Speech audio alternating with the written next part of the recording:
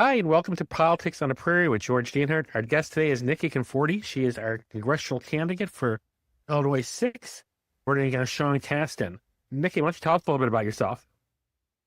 Thank you, George. Yes, I am Niki Conforti, running in the 2026 election in Illinois Congressional District 6. I'll be up against Sean Casten. Just to tell you a little bit about who I am, I'm born and raised in the Chicagoland area, grew up many years in the district, so I feel I have a strong understanding of what the constituents in District 6 are living through today and every day. I'm not a politician. I am a businesswoman. I built a career on private industry and policy, and I think that gives me a strong foundation to represent the constituents of this district in Congress. I spent my career many years in healthcare. Today, I am in the energy industry, and I've also owned my own small business, which was in staffing, so I have a good understanding of the job market. When I look back over my career, I've had a lot of experience in private industry directly related to federal policy. I even spent many years in healthcare working with general counsel and writing corporate policy. So I have the building blocks to really represent the people. I have run in the past for this seat. In fact, last year, I was the top Republican vote getter across the state of Illinois in all 14 congressional races against seated Democrats. I was on top, even outperforming the 17th, which was backed and funded by the NRCC. We were able to do that because we worked hard, had strong community support, and a strong message. I will be carrying that forward into 2026 and building on that success. So I'm confident that we can flip this district and turn it red in 2026. That is great to hear. I was looking at some of the election returns too. You ran better in Cook than you did in DePage, which kind of surprised me. Yes. So I think that's a great thing to build on. The other thing is I'm kind of a glass is half full kind of guy, right? So I look at this. I know people are saying she had her chance. She came short. But I look at this. I'm like, okay, so you already got 45% of the vote to probably come back to you. So you need to get that last 6% to get over 50%. What'd you learn on the last campaign that's going to help you pry that last 6% off Casten's election results? What are we going to do a little different? Well, thank you. Yes. We ran a really good campaign in 2024 and came close, but didn't take it over the finish line. I believe this cycle, we will be crossing the finish line with a win. We analyzed the 2024 race after it was completed, did a postmortem, and really identified a couple different gaps that we are working hard to fill this go round. My team is still with me. I have a dedicated volunteer team of core team members, close to 30, and of course, a lot of fringe members. We have really good momentum, and we're continuing to get supporters jumping on board and helping us out every week. Our campaign is growing, which is really exciting. That's great. It's also good to hear you did that deep dive into the data, which is something a lot of Republicans aren't doing today. I think we lose out on that. I think the Democrats are very good at it and we're not. So it's good to hear you did that. What made you want to do this, not just the first time, but to come back around for a second round? What's driving you to become a congressman? I believe in the greatness of this country. And I don't think people fully understand how close we came in 2024 to losing our country and our freedoms. And I'm not going down without a fight. I am back again because I think we can win. And we're not getting the representation by our current congressman right now. He's working against us in Congress. The people of this district and all Americans have been taken advantage of by our government for a long time. It's our time now. We need to go there and get representation, stand up for policies that benefit the people of this district, and, continue with our freedoms and making, a strong America. Because a strong America is good for the world. And I think everybody benefits by a strong America. All right. I agree. The 6% we talked about that you need to get over the hump here, you're probably going to need to get most of those from independents and moderate independents, to be honest. You've probably got the conservative Republican vote locked down pretty good. Caston's got the conservative Democrat vote locked down real good. He's been there for a little bit now. What do you want to say to those moderate independents? What's the difference between how you would be serving Congress and how Sean Caston is serving in Congress right now? Well, I think what's important to the people of this district are a couple of kitchen table issues, right? Safety, cost of living, family values. The people of this district want to protect family values, parental rights, protect the kids, have safe communities so they don't have to worry about letting their kids run down the street or sit on the front porch, and being able to go to the grocery store and buy the food that they want to buy and still have money left over to go on vacation. Those are the issues that are affecting everybody today. And, those are what I stand for. The current congressman is working against that. He's voting in favor of illegals. He wants a big government and a totalitarian government, control the people, tax us to death. And that is certainly not what I want. I believe in small government, less taxes, more freedoms, protect family values. And those are the things that are important today. I'm surprised, to be honest, with Cook being such a hard D state. I was surprised how well you did there, because you don't think of those kind of campaign ideas hearing through there. I feel pretty good about your campaign. I think you're going to be able to do something here. Yeah, it's good to hear a few of our congressional candidates talking like this. They seem to be connecting with the suburban clientele, not just going after the Chicago vote. You actually got more Chicago vote than anyone could have dreamed of before. You seem like you've got the suburban family dead to sights, and you want to represent them as well. Where we're not really getting that now. We're getting a lot of big interest from people like Caston. A lot of the same old with the undocumented benefits that are undocumented, and all the things that the Democrats stand for. This is probably going to put you straight in the sights for some other people too, as far as fundraising. How's your fundraising going at this point? I'm not asking for numbers. Are you running ahead or behind the last time, or how are we doing with that? We're running ahead of last time. That Awesome. was one of the gaps in the campaign in 2024. We struggled with fundraising. A big factor in making the decision to run again was ensuring that I had a fundraiser on board working with me. And I'm happy to say I have one of the best in the industry alongside me working on the campaign. And we had a huge launch event end of June, very successful, shoulder to shoulder people, tons of energy, a lot of excitement, and we're carrying that forward. We're in the process of continuing to host events and raise those funds. So I think we'll be in a good position.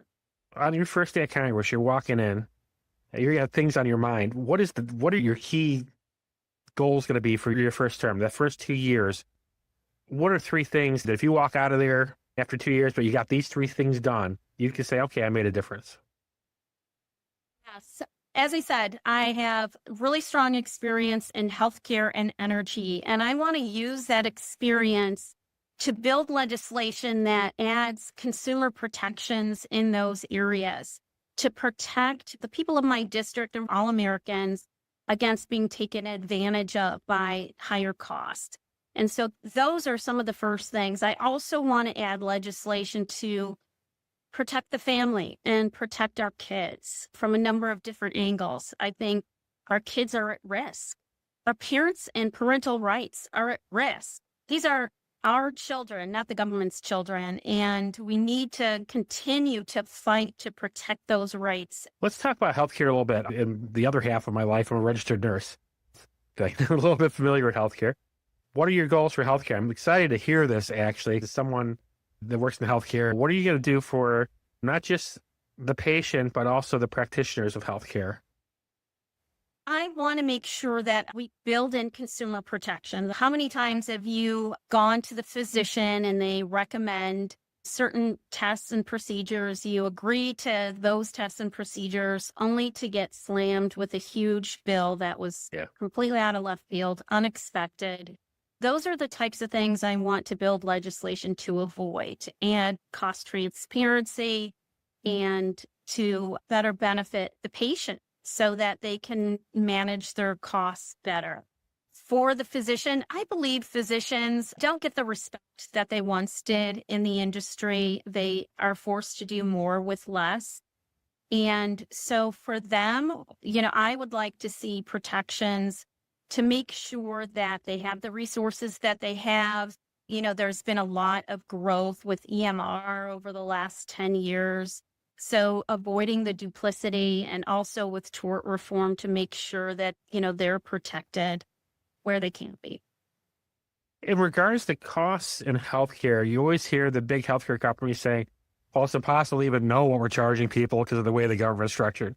So it's just, which I don't really buy. You see the line items every time they bill you, right? So they know what they're doing and they know how to amortize a MRI machine, for example. What do you say to that? What about holding the healthcare companies? I don't want to say accountable because I am pro-business, so they have a right to make a profit. So I'm not saying they shouldn't, but maybe a little more truthiness in what they're doing.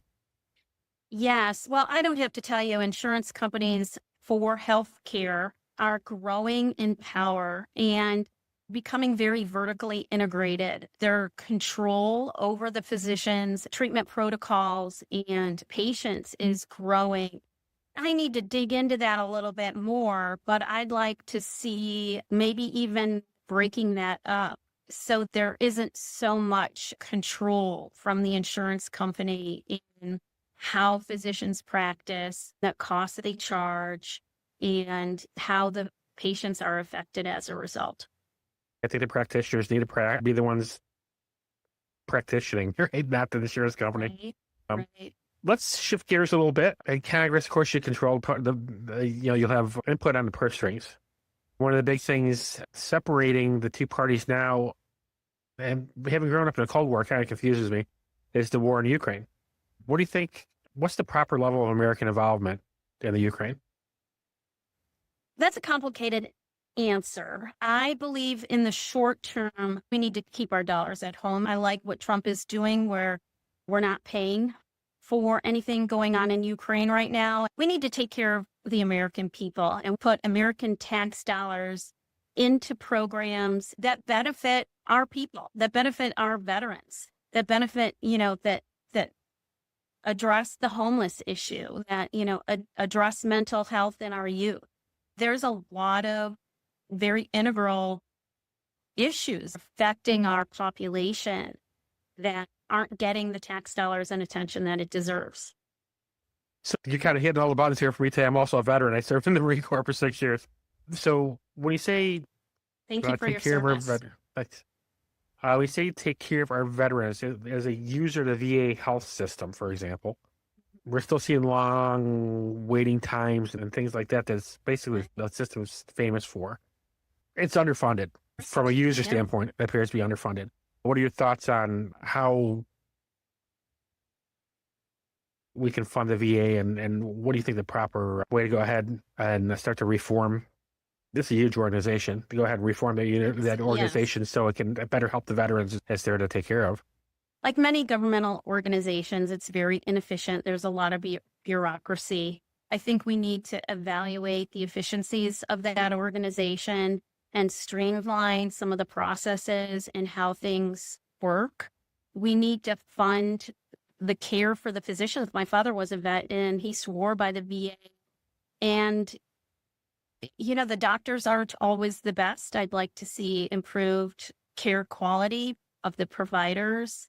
I'd like to make sure that they have the equipment that they need and make sure that there aren't those long wait lines. I think we need to take care of those people better than we're doing today. Many of them are dealing with lifelong health concern, and we have to be there for them for the duration. Let's switch gears a little bit, talk about Second Amendment issues. We have, at least on the right, a very unpopular law as far as assault, right? What the left calls assault rifles. They'll be going through the Supreme Court here, hopefully pretty soon. You also have a lot of Cook County in your district, so this issue is probably split where you're running. What do you say to both the left and the right as far as the Second Amendment? Shall not be infringed. I am 100% behind the Second Amendment. I believe if we give an inch, we're done. We lose.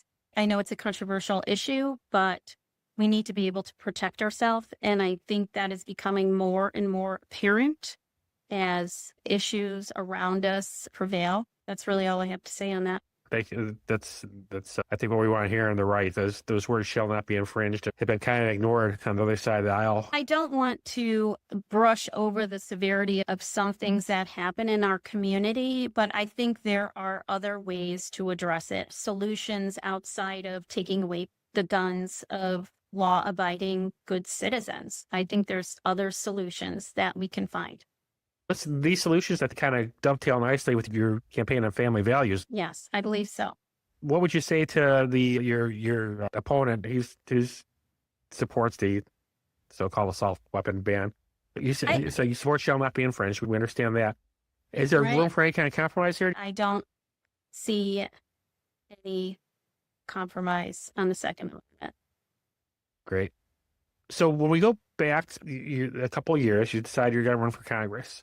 What was the thought process behind that? This is not an easy job. You're running against a guy that's been there for a little bit. He's deeply ingrained. What made you think, I can do this better, and the people need Niki Conforti? Well, I decided to run in January of 2021 when Biden took office. It was that simple for me. He was sworn in and very quickly signed a large number of executive orders that took this country far left. I instinctually knew at that time that we as a country were headed in the wrong direction and on a path that would only jeopardize the freedoms of the American people. It's just my personality. I've always, ever since a kid, been someone to get involved, not sit on the couch and watch things happen, but be an active participant. And I was literally watching the news one day and stood up off the couch and just said, that's it, I'm running. And here I am, 4 or 5 years later, and we're still on par to flip this district and turn it red. I believe the people will be better with me in this seat than my opponent because they will have a voice, they will have representation, and they will be able to benefit from the workings of the government. Today, that's not happening. Sean Casten is voting in favor of illegals over and over again, jeopardizing the safety of the American people. He's one of the biggest spenders on the Hill. He voted against the big, beautiful bill and, in essence, voted in favor of tax increases for the constituents' district. He's against protecting young girls, our girls in sports and in locker rooms, putting them in jeopardy, not only physically, but psychologically as well. And those effects will have lifelong effects on those girls. The government is here to serve the people. We are not here to serve the government. And we work hard, pay our tax dollars, and we should be supported for them. And under Sean Casten, we just aren't. I'm glad you brought up girls' locker rooms issues. There's so much to this. It's not just the psychological damage being forced to have a man in the locker room with them. It's also affecting scholarships. It's affecting so much for these young ladies. I don't understand how the Democrats are behind this. It's biology. You are a man, you are a woman. It's not a medical issue. I think it's a psychiatric issue, not a medical issue. What we're doing is we're taking these, and we're not doing the people in the trans community, relying on them to mutilate themselves. Instead of giving them the psychiatric care they need to live a good, happy life. Once somebody becomes an adult, passes through puberty, becomes of legal age, what they decide to do is up to them. But we are mutilating Children in elementary school and some even in kindergarten. And there's so much confusion around that. The suicide rates of these trans kids that undergo these procedures have skyrocketed. And many then do become adults and transition back. I think it needs to be addressed a different way, not rushed to puberty blockers and surgery, but through coaching and mental health advisory consultations, helping them work through the issues they're facing. Some may still choose to transition once they reach the appropriate age. And that's great. Let them do that, but not as children. Yeah, it's a great stance to have on that. what you do as an adult is on you. These surgeries do tend to shorten their lives. And again, like I said, many of them transition back. That's not a decision a 6-year-old is prepared to make. 6-year-olds don't make lifelong decisions. They decide between chocolate milk and strawberry milk for lunch. This is what your youth should look like. I don't have any problem with people doing what they want to do with their adult lives either. But let's make all the tools that the medicine, including the psychiatric tools, available to them without shame. Because right now, I think some of these people are being shamed into the surgery and not even looking at the psychiatric aspects. And I know they have to go through a psychiatric screening, but I don't think the practitioners doing those screenings are being completely forward with them. And I think that there's just a big rush to appease the left on this. And I think it's going to be one of those things where we look back in time 20 years from now, where we're like, oh my God, what were we thinking? What were we doing? So many people lost years off their life or their life because they're unhappy with the decision because of what the left and the media has done. Yes, absolutely. So We we're need to running out of protect the time here. kids. You're gracious enough to give me a half an hour. Sure. Let me Certainly. let you wrap this up and reach out to the voters of your district and tell them why they should be as excited as we are here to elect you to Congress. Thank you, George. I want the people of my district to believe that we can win because we can win. We have so many things working in our favor. It won't be easy, but if we work together, we can flip the district. Tell your friends and family, get out to vote. We need to get to the polls in 2026.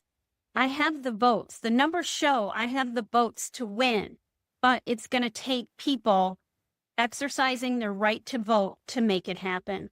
Get out to vote in 2026 for Niki Conforti for Congressional District 6. Thank you. And thank you, Niki, for talking to us today. We wish you luck after you lock down the nomination and get elected to Congress. Don't forget us. We'll come back and ask you to speak then. Absolutely. Absolutely. And Thank you so much. thank you. You take care and good luck to you.